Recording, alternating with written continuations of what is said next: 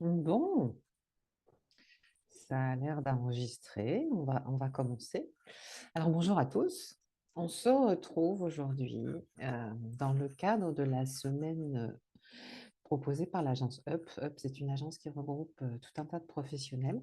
Et tous les mois, il y a une thématique qui est abordée. Et ce mois-ci, au mois de février, c'est la thématique concernant le discernement. Alors, c'est un sujet intéressant. Donc, moi, je me suis inscrite pour en parler, pour vous faire part de ma vision des choses. Euh, En fait, c'était intéressant, mais je me suis rendu compte que je ne savais pas très bien par quel bout j'allais l'aborder. Parce que le discernement, quelque part, enfin, je ne sais pas pour vous, mais moi, je ne me pose pas vraiment la question. C'est quelque chose que l'on vit, que l'on pratique, sans forcément vouloir comment dire, lui donner une définition. Alors, c'est vrai que ça sert à quoi? On utilise peut-être très, très schématiquement, pour distinguer le vrai du faux, le bien du mal, l'utile de l'inutile, le juste du moins juste, du bon du moins bon, etc. Dans tout un tas de domaines de vie, de sphères de vie, etc. Et c'est vrai que j'étais un petit peu prise au dépourvu parce qu'on peut l'aborder, il y a la notion de discernement intellectuel, donc ça va être la capacité qu'on va avoir en fait j'ai envie de dire, à synthétiser, à organiser et à analyser tout un tas d'éléments qui peuvent nous arriver, donc ça va développer l'esprit critique, on va essayer d'avoir une approche rationnelle des faits, ça va aider aussi à la prise de décision. On peut l'avoir aussi de façon peut-être plus morale, plus éthique. Il y a aussi ce qui peut être de l'ordre du discernement spirituel, j'aurais envie de dire, parce que on ne s'apporte pas forcément ce nom-là, mais on va l'avoir dans toutes les traditions religieuses et philosophiques. Ça va être un petit peu la capacité à distinguer, à discerner ce qui, comme diraient certains, ce qui élève l'âme de ce qui l'égare. Il va y avoir aussi un discernement émotionnel, en fait.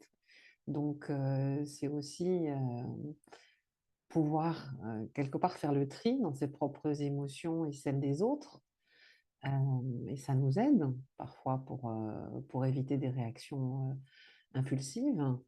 Donc là, on va parler de quoi? On va parler de l'intelligence émotionnelle, de notre propre régulation. Ça va aussi être quelque part une façon de développer de l'empathie, de pouvoir comprendre les autres. On peut l'aborder aussi sur le prisme du discernement social. Je ne sais pas si le mot est bien choisi, mais qui va être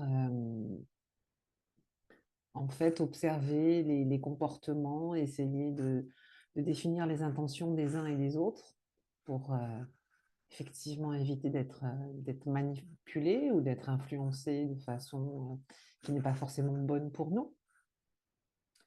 Donc, ça va être tout un tas de codes, de signes sociaux, de relever ce qu'on peut distinguer comme une forme d'hypocrisie.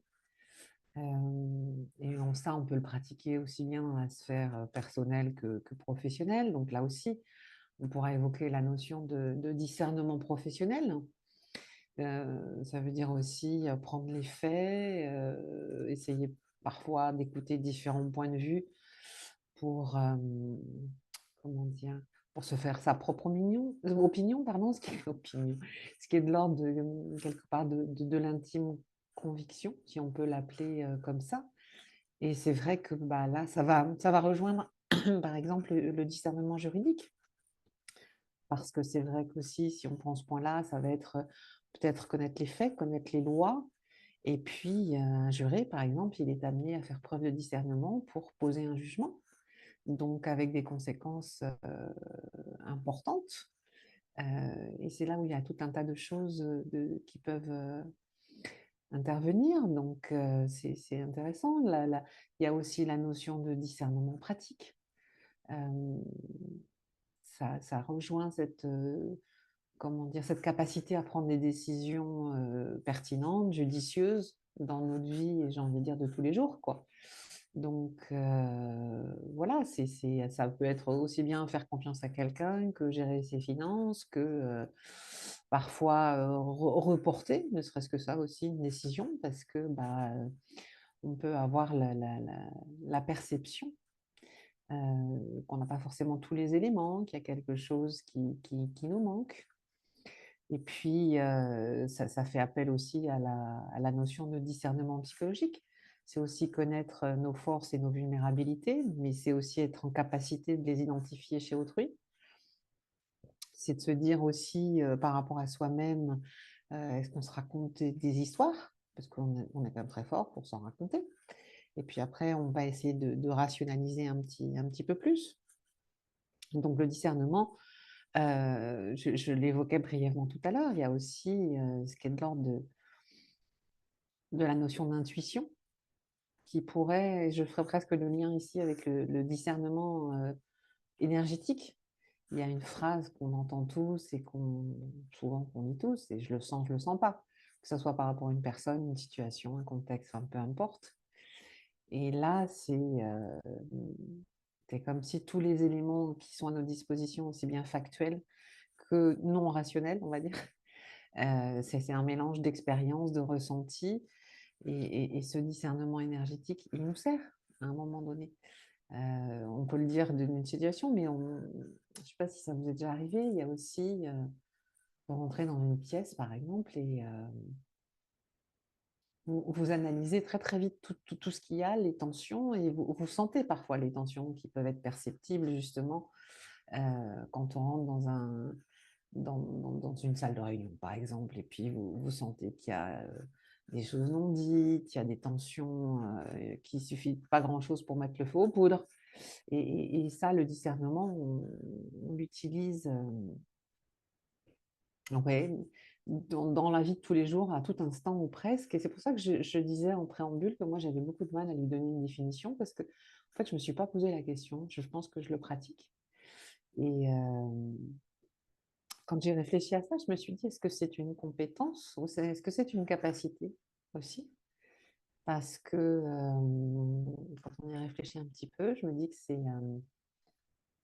je pense que c'est un savant dosage, un savant mélange des deux.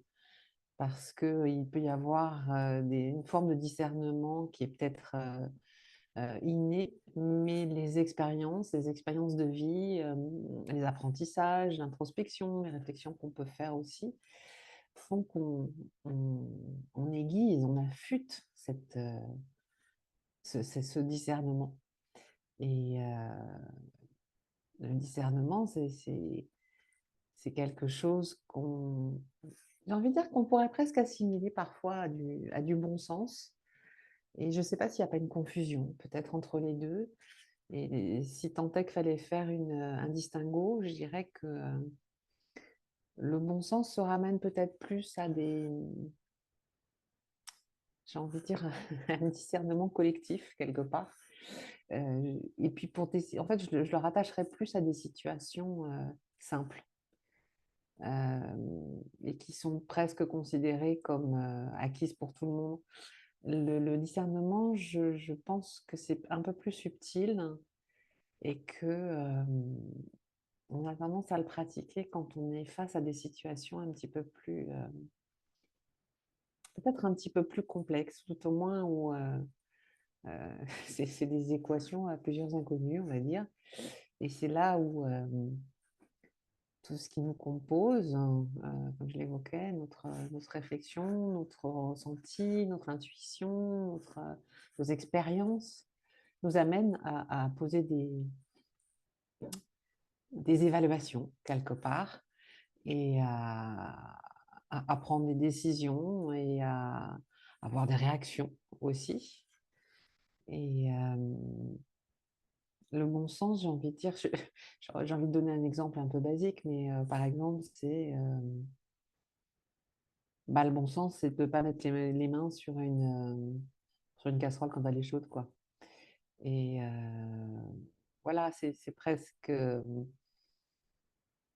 Oui, c'est pour ça que je parlais qui sont presque acceptés par le collectif, en fait. Alors que le discernement viendra plus de l'expérience individuelle aussi. euh, Parce que face à une situation donnée, il est bien évident on va pas tous avoir les mêmes réactions. Et là, ça viendra de notre intuition, de nos expériences. Mais si on élargit un peu le débat, je me dis aussi qu'il y a un critère important, enfin, il y a des critères importants qui interviennent parce que c'est aussi notre éducation et donc toutes les croyances que nous avons. Et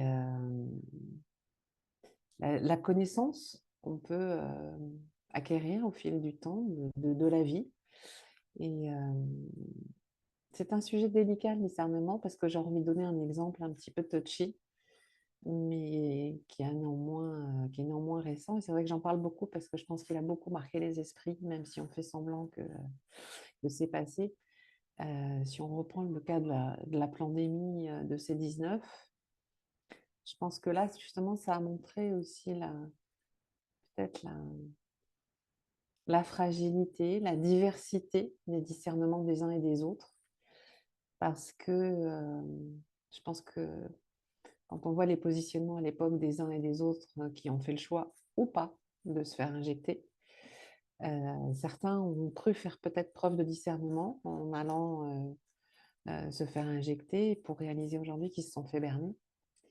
Donc, le but, c'est pas de créer des oppositions ou des divisions, c'est pas du tout le sujet de mon propos, mais c'est plutôt pour montrer que face à une situation, le discernement des uns et des autres a été complètement différent.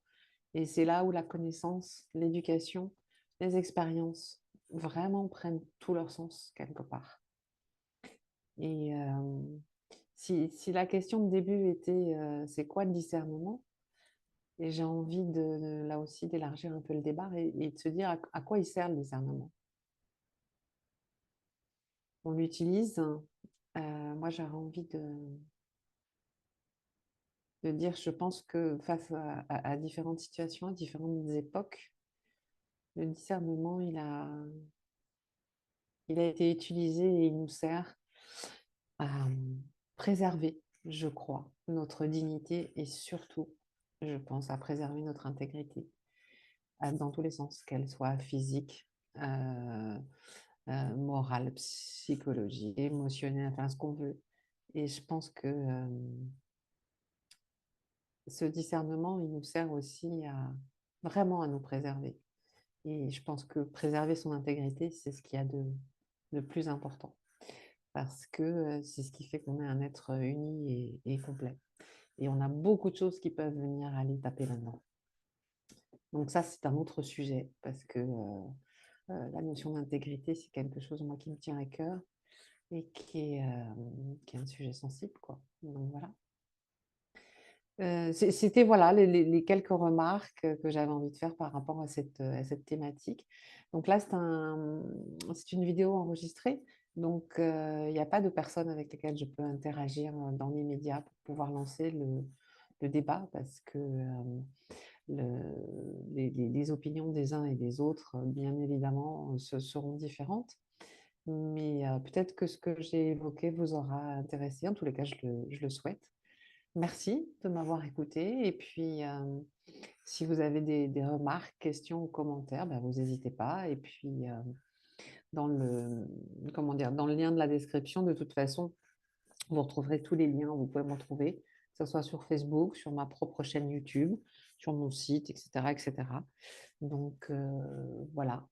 Et puis, franchement, si vous avez vraiment des commentaires, parce que c'est un sujet dont on ne discute pas très souvent. Donc, bah, vraiment, n'hésitez pas à mettre un petit mot. Je vous dis à bientôt. Merci beaucoup.